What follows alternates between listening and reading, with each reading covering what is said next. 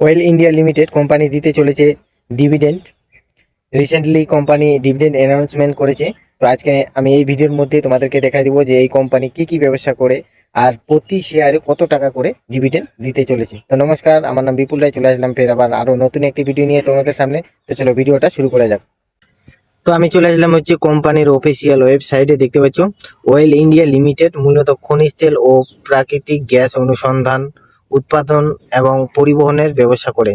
এটি ভারত সরকারের একটি মহারত্ন পাবলিক সেক্টর এন্টারপ্রাইজ। প্রধানত তারা মাটি বা সমুদ্রের তলদেশ থেকে অপরিশোধিত তেল ও গ্যাস উত্তোলন, প্রাকৃতিক গ্যাস প্রক্রিয়াকরণ এবং পাইপলাইনের মাধ্যমে তা সরবরাহ করে থাকে। ঠিক আছে। ওয়েল ইন্ডিয়া লিমিটেড প্রধান ব্যবসায়িক কার্যক্রম অনুসন্ধান ও উৎপাদন, অপরিশোধিত তেল যেমন ক্রুড অয়েল এবং প্রাকৃতিক গ্যাস অনুসন্ধান, উন্নয়ন এবং উৎপাদনের কাজ। অসম, অরুণাচল প্রদেশ এবং রাজস্থান সহ দেশের বিভিন্ন প্রান্তে এদের কাজের পরিধি বিস্তৃত। দ্বিতীয় নাম্বার ব্যবস্থা পরিবহন ও বিপণন, উত্তোলিত তেল ও গ্যাস পাইপলাইনের মাধ্যমে শোধনাগারে পরিবহন করা। তারপরে হচ্ছে সবুজ শক্তি, আসামে তাদের একটি গ্রিন হাইড্রোজেন পাইলট প্ল্যান্ট রয়েছে। তো এইসব জিনিস তোমরা হচ্ছে ভালোভাবে কিন্তু করে নিবে। ঠিক আছে। যদি কেউ ইনভেস্টমেন্ট করতে চাও তাহলে এইসব জিনিস তোমরা ভালোভাবে পড়ে নিবে। তো এখন আমি দেখাবো হচ্ছে এই কোম্পানি কত টাকা ডিভিডেন্ড অ্যানাউন্সমেন্ট করেছে প্রতি শেয়ারে। ঠিক আছে।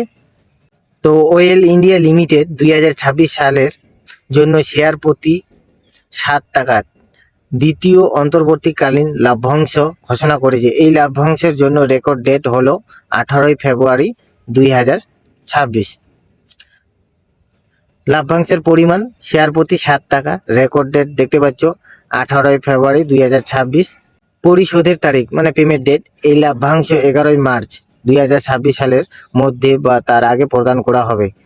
এর মানে হলো 18 ফেব্রুয়ারি 2026-এর মধ্যে যাদের ডিমেট অ্যাকাউন্টে এই কোম্পানির শেয়ার থাকবে তারা হচ্ছে এই কোম্পানি থেকে ডিভিডেন্ড পেয়ে যাবেন শেয়ার প্রতি 7 টাকা করে। তো এখন একটু আমি তোমাদেরকে মার্কেট ক্যাপটা দেখাই দেবো যে এই কোম্পানির মার্কেট ক্যাপ কত আছে আর হচ্ছে কোম্পানি কারেন্ট প্রাইস কত চলছে প্রতি শেয়ারে।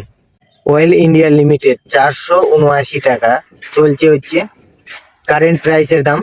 আর এর 52 গুলো দেখতে পাচ্ছ 325 টাকা, আর 52 হাই হচ্ছে 524 টাকা।